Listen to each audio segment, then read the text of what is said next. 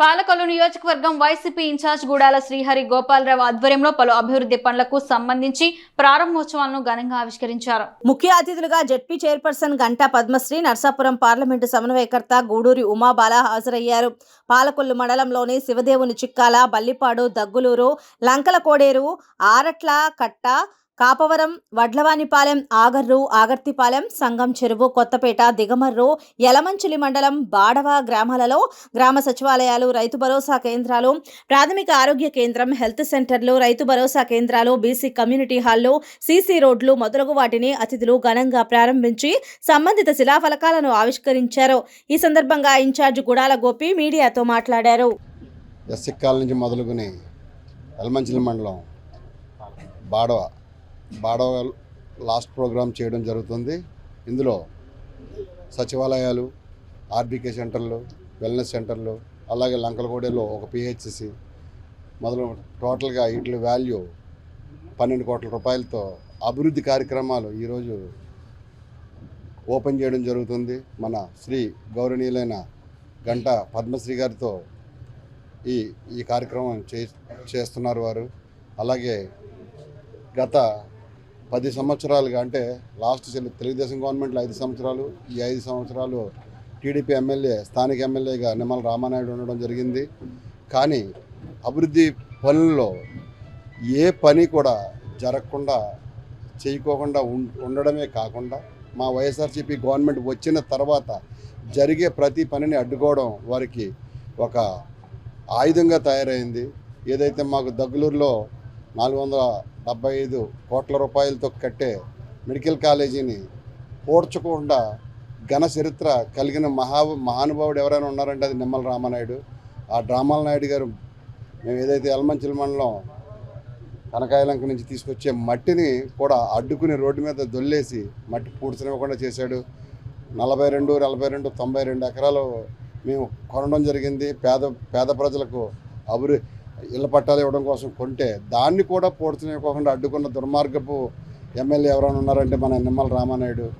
ఈ ఓడిపోతున్నామనే భయంతో, ఓటమి భయంతో ఏం మాట్లాడుతున్నాడో తెలియకుండా అవాకులు చవాకులు మాట్లాడుతూనే కాకుండా అదిగోనమ్మా ఎవరో ఎక్కడి నుంచో వచ్చేసాడు, గోపి అంట 4,000 ఇస్తాడంట, 5,000 ఇస్తాడంట అని చెప్తున్నాడు. అంటే ఈ మాటలన్నీ ఒక పిరికోడి చెప్తాడు. 4,000, 5,000 అని పిరికోడి చెప్తాడు. మేము ఎప్పుడైనా ఎవరితో అయినా అన్నామా రామానాయుడు గారు? గమనించండి, ప్రజలందరూ గమనిస్తున్నారు.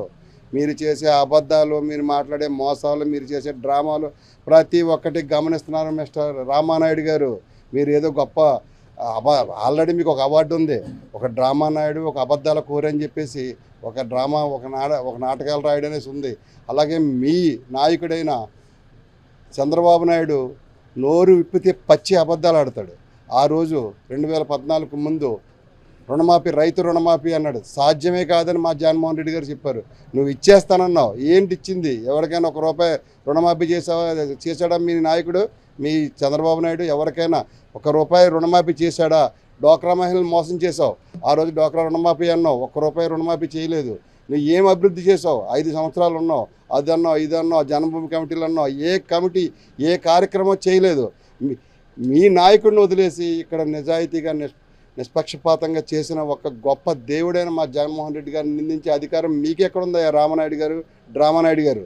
ఇక్కడ మీరు మాట్లాడే మాటల పద్ధతి కాదు. మీరు నిన్న మాట్లాడుతున్నారు 5,000, 4,000. మేము ఎప్పుడైనా ఏ వాటర్తో అని చెప్పామా? ఎందుకు మాట్లాడుతున్నావు? నీకు మైండ్ చెదిరిపోయిందా? పెచ్చెక్కినోళ్ళు కూడా మాట్లాడరు రామానాయుడు గారు మీరు మాట్లాడే మాటలు. నేను తెలీదా? నేను గత సబ్ డివిజన్లో నేను విడిపోయింది వీరవాసరం మండలం, పాలకొల్లు కాన్స్టిట్యున్సీలో ఉండి వీరవాసరం మండలం నుంచి వచ్చాను. నేను తెలియదంటావేంటి? నువ్వు ఎక్కడి నుంచి వచ్చావు? మీరు వచ్చింది ఓన్లీ ఆగర్తపాలెం, నాది వీరవాసరం గ్రామం. మేము తెలియపోతాం ఏంటి? ఏం మాట్లాడుతున్నావు? అసలు మైండ్ పనిచేస్తుందా మీకు? అంటే మీకు ఓటమి భయంతో మైండ్ చెదిరిపోయి క్రాక్ వచ్చేసిందేమో. ఒకసారి చూపించుకోండి రామానాయుడు గారు.